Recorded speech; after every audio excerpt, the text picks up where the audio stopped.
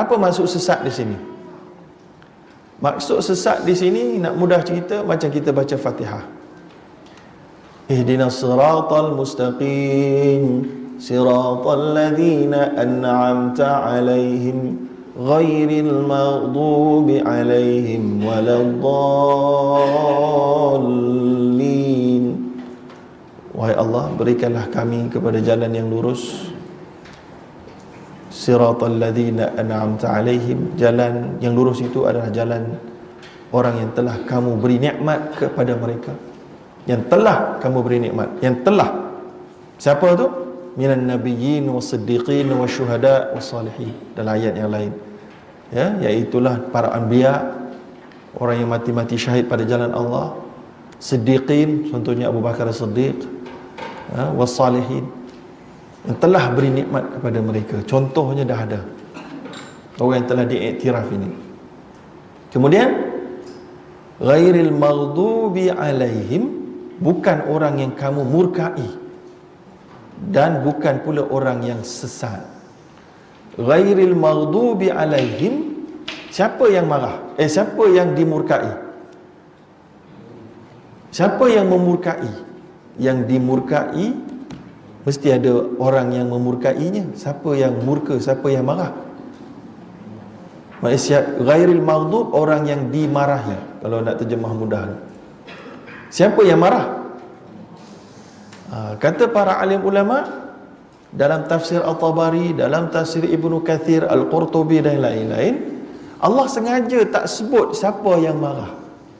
Sebab nak ceritanya, yang marah ni bukan satu, Allah sahaja, tapi Allah, malaikat, orang beriman, alam ini semuanya marah. Keluarga orang yang jahat tu sendiri marah.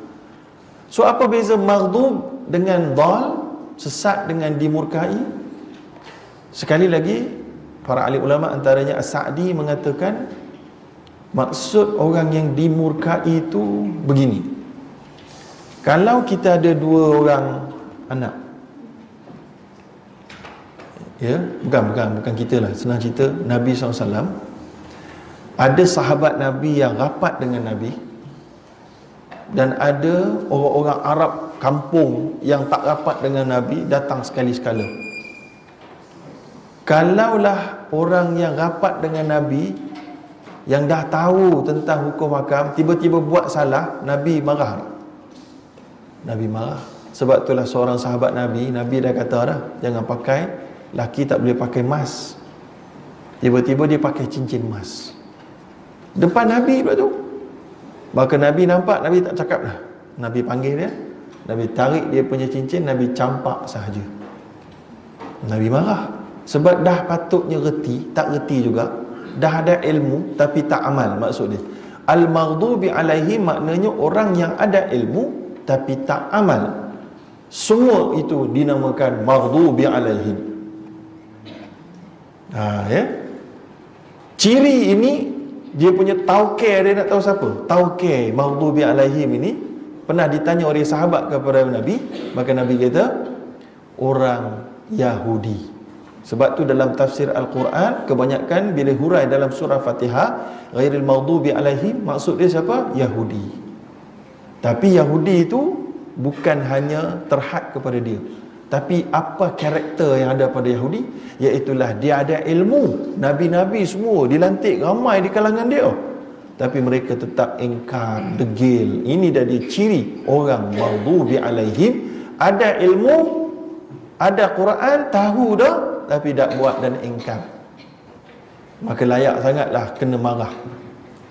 Banding dengan orang adhal, sesat. Orang sesat, ciri dia Nasrani, iaitulah yang kononnya percaya Tuhan ni ada anak dan ada 3 bentuk.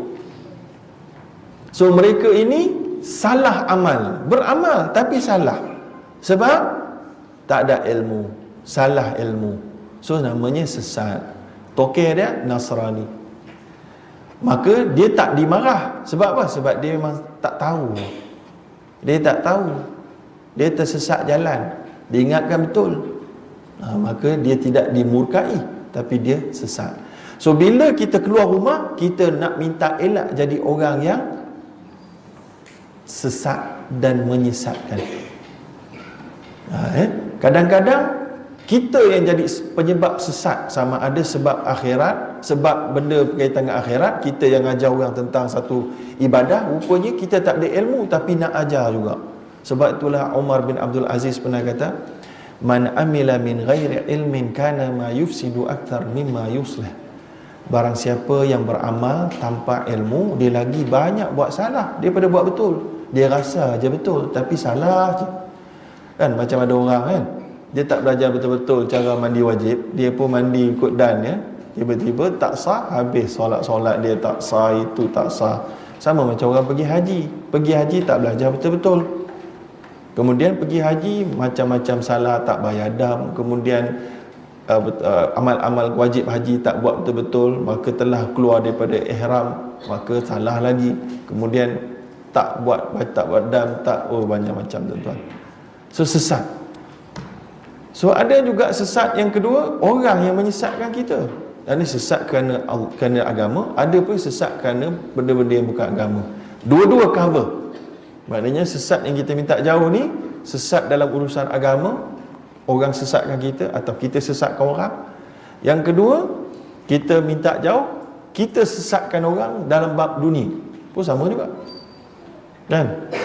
Contohnya, kita kata ubat ni bagus untuk kamu ni, sihat. Orang tu makan, kita pun tak ada ilmu sebenarnya, mentam saja. Orang makan makin sakit, boleh mati. Sesat sebab kita kata bagus. Orang tanya kita, perlu tak berubat ni tuan? Saya rasa tak perlu. Kita tak ada ilmu tapi buat-buat pandai. Kita tak payah jumpa doktor ni. Tak minum je air bacaan Quran 60 juzuk, sihat insya-Allah. Betul kan? Orang tu pun tak pergi jumpa doktor sebab percaya kat kita, maka orang tu pun mati. Itu pun satu hal juga. Ataupun sesat kerana sesat jalan, kan?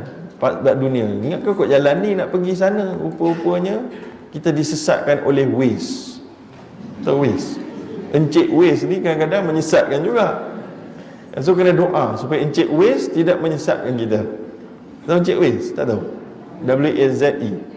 Kalau tahu tu hebat lah, up to date lah tu kira. Ya, navigator gitu.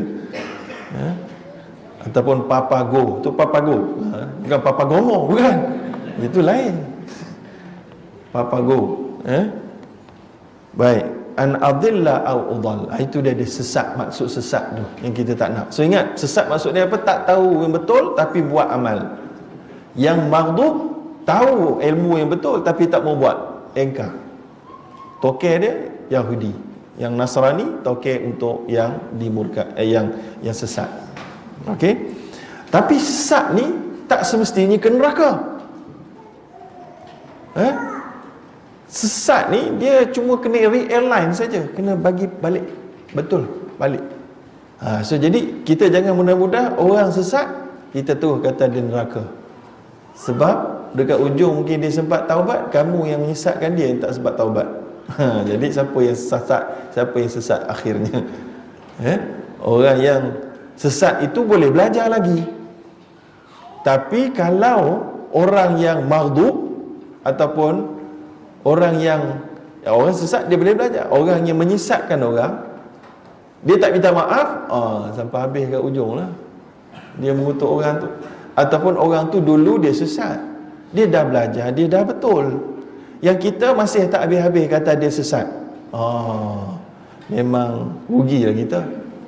Nanti amal-amal kita tolong buat untuk dia lah, maksudnya kita duk bagi pahala pada dia. So jadi hati-hati tuan-tuan.